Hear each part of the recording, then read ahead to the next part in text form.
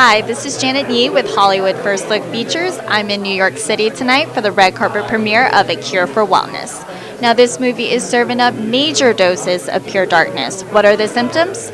Well, you find out in theaters on February 17th. It was a really collaborative process. Gore and I worked together for a number of months. I was actually lucky enough to be set up my writing studio in his cutting room, so we had almost daily contact with both him and the editors, the VFX, the sound design, and there was this incredible sense of all of us discovering what this film really is and how do we communicate a message that is so dark but so universal, and it's like a thing you have to force yourself to admit to sometimes, and also something that's darkly beautiful and has a sense of progression and journey through the duration of the movie that it's so important for us to in the same way Lockhart goes on a journey. You start in one place and you end up somewhere you could never imagine by the end of the movie.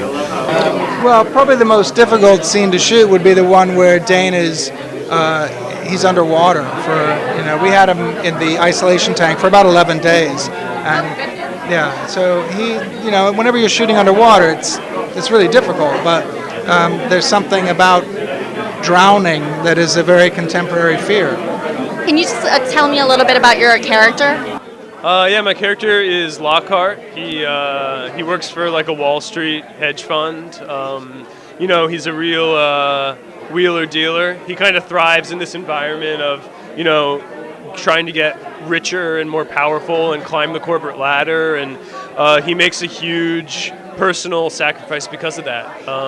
And that really, in the movie, that is the sickness. He knows subconsciously what he's doing is not necessarily healthy, and that's why when he's diagnosed, he takes the cure. With this story, and you mentioned that you were able to work all around Europe, especially Germany, was there a particular place that was your favorite? Belitz. It was terrifying, I'm telling you. So you're about scary movies, horror flicks, thrillers? Yeah, totally. If they're well made like ours, I'm all for it. I think one of the things people are going to really enjoy is the fact that it's a very original horror movie. It's not based on a book, it's not a spin-off, not a sequel, it really is a one-of-a-kind. And Gore put his all into it, and it's just visually, it's beautiful.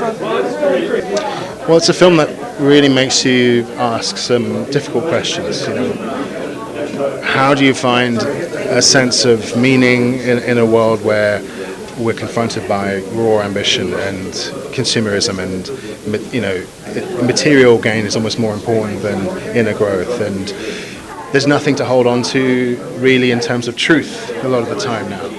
And this place, this wellness spa, is set up in such a way in the movie that all the patients there have just let go of all responsibility. They're unwell, and they're there for the cure, and therefore it's okay. They don't need to. All the pressures of the outside will go away. Well, I've been watching Dane for a long time. I think he's fascinating, and we wanted a character that you could watch go through this entire process. And there's something about Dane's performance that you can't take your eyes off of. And Mia, she came in and read for the part and was just extraordinary. I mean, it's a very singular performance when you see it, and I don't think there's anybody who could do what she's done in this movie. The themes that you want an audience to take away, what would you say that's the number one theme that you would want them to take away? Are you asking them to have more questions, or? Sure, I think it's nice to keep things enigmatic, but I certainly feel like, as a society, we're not well. Hi, this is Janet Yee with Hollywood First Look Features. I'm in New York City tonight for the red carpet premiere for A Cure for Wellness. Now, this movie is serving up major doses of pure darkness. What are the side effects? We'll check it out in theaters on February 17th.